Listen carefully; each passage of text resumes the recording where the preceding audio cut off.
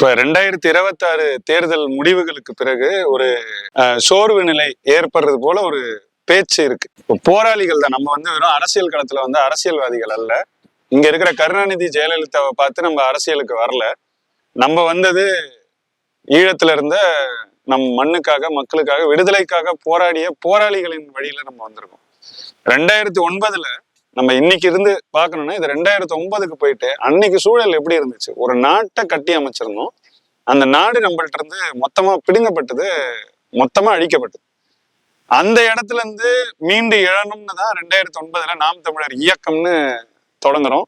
2010 கட்சியா மாத்துறோம். 2016 தேர்தல்ல சந்திக்க போறோம்னு சொல்லி வரோம்.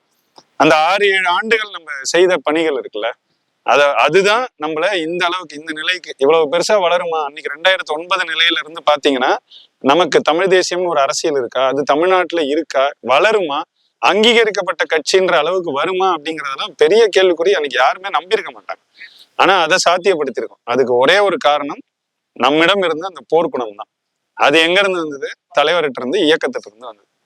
அதை தான் நம்ம இன்னைக்கும் நினைவு, நம்ம வந்திருக்கோம், பெரும் பயணத்தை செய்திருக்கோம். 2016 1.1 இருந்து 2019 3.84 வரைக்கும் வந்தோம். அதுக்கு பிறகு இன்னொரு கட்ட பாய்ச்சல 6.8ன்னு 2021 வரும். அதுக்கப்புறம் 24 தேர்தல்ல 8.22 வரும்.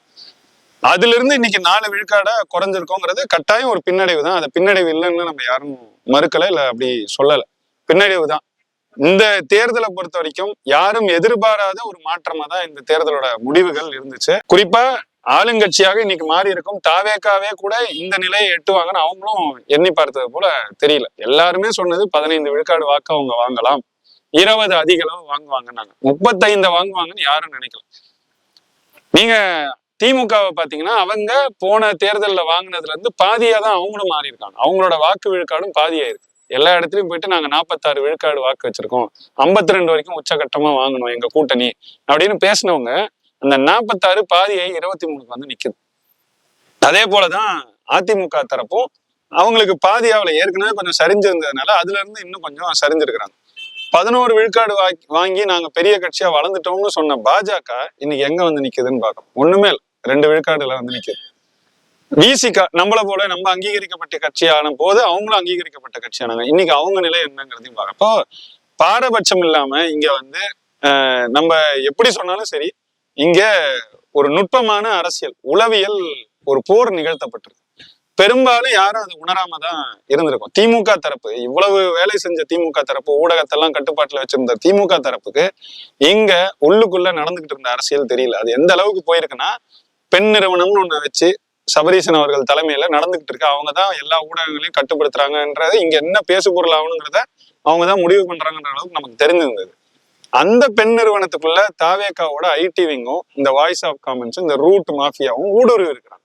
அது கூட தெரியாம தான் ஆளுங்கட்சியாக எல்லா வசதிகளும் எல்லா அதிகாரமும் தங்க கையில இருந்த திமுகவே இருந்திருக்குன்னும் போது எந்த அதிகாரமும் இல்லாமல் இன்றும் இருக்கும். நமக்கு இதுல நிறைய செய்திகள் தெரியலங்கிறது பெரிய வியப்பெல்லாம் இல்லை. தெரிந்து கொள்ள வேண்டிய நிலையில இன்னைக்கு இருக்கோம், தெரிந்து கொள்ளணும்.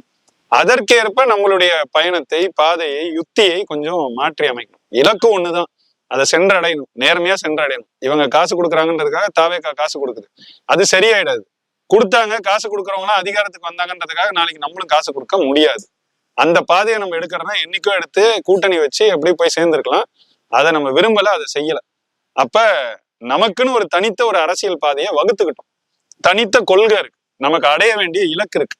கொஞ்சம் யுக்திகளை மாற்றி அமைக்க வேண்டியிருக்கு. நாம் சென்றடைய வேண்டிய தூரம் ரொம்ப தூரம் அப்படிங்கிறது தெரிந்துதான் அண்ணன் சீமான் தொடக்கத்திலேயே நம்ம 100 மீட்டர் பயணத்துக்கு அல்ல, மேரத்தான் ஓடுறோம், தொடர் ஓட்டம், அப்படிதான் ஓடி அதை அடைய முடியும்னு சொன்னாரு.